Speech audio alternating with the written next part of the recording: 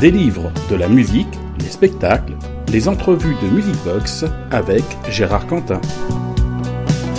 Musicbox. Gérard Majax, le magicien. Alors on est deux Gérard. C'est embêtant ça. Bon. Voilà, il m'a fait disparaître. Tricheur au poker et puis les dessous du Magic Hall aux éditions Abracadabra. Alors deux livres différents, mais finalement qui traitent du monde qui est le tien, le monde de la magie, puisque les tricheurs sont aussi des magiciens et les magiciens sont parfois des tricheurs. Oui, le monde du mystère. L'illusion et le mystère. Alors, tu es un des premiers magiciens qui a justement essayé de faire la clarté sur, on va dire, les arnaqueurs et puis les gens du spectacle. Il y a beaucoup d'arnaqueurs, mais quand ça va trop loin et que certains se servent de trucage comme Uri Geller pour faire croire qu'ils peuvent guérir à distance le cancer ou d'autres maladies, j'ai essayé d'intervenir parce que là c'est trop et il n'y a que nous qui connaissons les illusionnistes, les trucs exacts employés par les escrocs ou par les faiseurs de miracles bidons, et donc c'est bien d'intervenir. Alors les tricheurs, on va revenir aux cartes et au poker, puisque là il y a tout un monde qui fourmille autour du jeu. Mais là c'est autre chose, les tricheurs patentés, ceux qui sont dans les casinos, les casinos sur les bateaux, aujourd'hui il y en a beaucoup. Et puis à Las Vegas, dans les tournois de poker, il y a des tricheurs et qui gagnent leur vie de cette façon, avec des techniques classiques souvent, mais qui psychologiquement sont très forts. Et pourtant, il y a une surveillance accrue autour justement des jeux quand il y a évidemment beaucoup d'argent.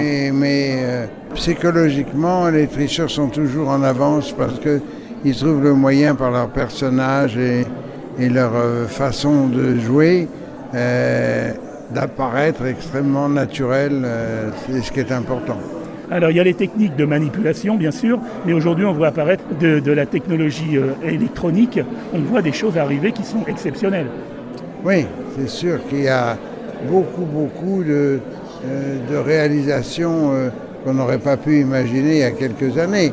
Mais bon, souvent les tricheurs ont des moyens très simples d'agir et ils n'ont pas besoin d'aller chercher de l'électronique. Parlons des dessous du Magic Hall et de ce monde de la magie aujourd'hui qui a beaucoup évolué par rapport à la magie quand tu as commencé.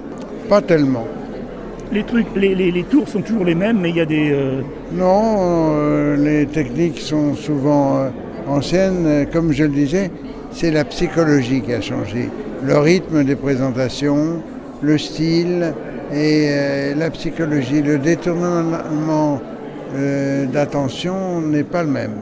Aujourd'hui, il y a des tendances aussi qui se révèlent, qui existaient. Le mentalisme existait, les prédictions, ça a toujours existé en magie. Mais aujourd'hui, on sent que pour le grand public, il y a des intérêts. Si on est magicien, mais si on est mentaliste, on a l'impression d'être un cran au-dessus. Et si on est hypnotiseur, on est encore un cran au-dessus. Oui, enfin, pour certains peut-être, mais pour moi, il y a chaque bon magicien est capable de faire à la fois du mentalisme, des tours de manipulation, et puis l'hypnotisme, par contre, c'est autre chose. Il y a beaucoup d'escrocs là dans ce domaine. Qu'est-ce qui fait qu'aujourd'hui, la magie s'est développée à vitesse un peu grand V? Il y a beaucoup de manifestations qui se font pour le monde des magiciens, mais aussi la magie est un peu partout. Dans la publicité, oui, parce que c'est amusant et que ça crée des interrogations, donc ça crée aussi l'attirance par les curieux. Vraiment, ça vaut le coup de s'intéresser à l'art magique sous toutes ses formes. Quel a été le magicien qui a déclenché ce goût pour la magie, pour toi? Chez moi, c'est dans les magazines, Mandrake le magicien dans Mickey Magazine, et puis quand j'étais tout gosse, que j'avais 10 ans, et puis aussi après des magiciens sur scène un peu partout, qui n'étaient pas très connus mais qui étaient très bons. Alors il y a les grands maîtres, comme Vernon, comme... Non, pour moi c'est pas des grands maîtres. Vernon était professeur d'anglais, donc il arrivait à bien exécuter des manipulations de base qui étaient peu connues à l'époque. Mais les grands maîtres, c'était des professionnels, comme l'américain Jimmy Grippo. Aujourd'hui, David Copperfield, qui est un créateur formidable, et qui a avec lui des techniciens magnifiques aussi.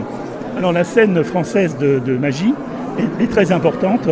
Alors je ne vais pas parler de Gérard Majax ou de Bernard Billis, par exemple, qui sont connus du grand public, ou des gens comme Éric Antoine dans la jeune Bernard Billis génération. a été mon assistant et c'est moi qui l'ai reçu, il avait 13 ans et qui lui a appris toutes les bases. Alors il y a aussi une tendance à aller vers la magie de proximité, vers le close-up, et peut-être une forme d'abandon de la scène. Ben, parce qu'il n'y a plus de cabaret. Donc des jeunes qui étudient le close-up trouveront peut-être des restaurants ou des repas de famille où ils pourront exercer, mais ceux qui font de la scène, il n'y a plus les musicals ou les cabarets d'antan qui recevaient des artistes dits visuels. Alors aujourd'hui, dans la jeune génération, il y a des gens qui te surprennent. Ah bah oui, il y a toujours des gens qui cherchent, qui perfectionnent et qui... oui, bien sûr. Ce qui est extraordinaire, c'est tout à l'heure on disait que ça a toujours effectivement existé, mais c'est qu'il y a des tours, des techniques qui ont 100, 150 ans, et je pense, on ne va pas parler du tour des gobelets, mais ça fait partie des classiques. Les anneaux chinois, ça fonctionne toujours. Bien sûr, mais il y a plusieurs techniques, et il y a plusieurs manipulations, plusieurs façons de présenter. Donc ce qui compte, c'est pas la technique utilisée, c'est la présentation. Qu'est-ce qui fait que la magie est bonne quand le spectateur est étonné? Il n'y a pas de mauvais tour, il n'y a pas de bon tour, c'est un tour bien fait. Oui, on dit ça, mais il y a deux sortes de tours. Il y a les tours automatiques qui ont une technique ou un appareillage qui marche tout seul, et là, si c'est formidable, on est obligé d'être épaté, comme si on voyait un automate.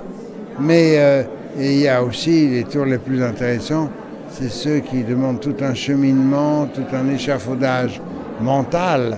Et là, c'est aussi un plaisir, soit avec une présentation axée sur le mystère, soit, ce que je préfère moi, c'est axé sur l'humour. Parce que donner aux objets une autre finalité que la leur, c'est très amusant. C'est un grand humour, la magie. Le magicien, chapeau de forme et frac et sérieux, ça n'existe plus. Dommage, parce que si au milieu de ceux qui essaient d'être modernes, on voyait un magicien très classique dans ce genre, si ce qu'il fait est formidable, encore tout dépend de ce qu'il fait. Si on annonce, et voici maintenant un magicien des années 1850, je vous présente Mr. Hardy Harvey, et qu'il fasse un très bon numéro, on l'appréciera. Merci Gérard Majax. Je rappelle les titres de ces deux livres, Tricheur au poker et les dessous du Magic Hall, et c'est publié aux éditions Abracadabra. Merci Gérard. Merci, à bientôt.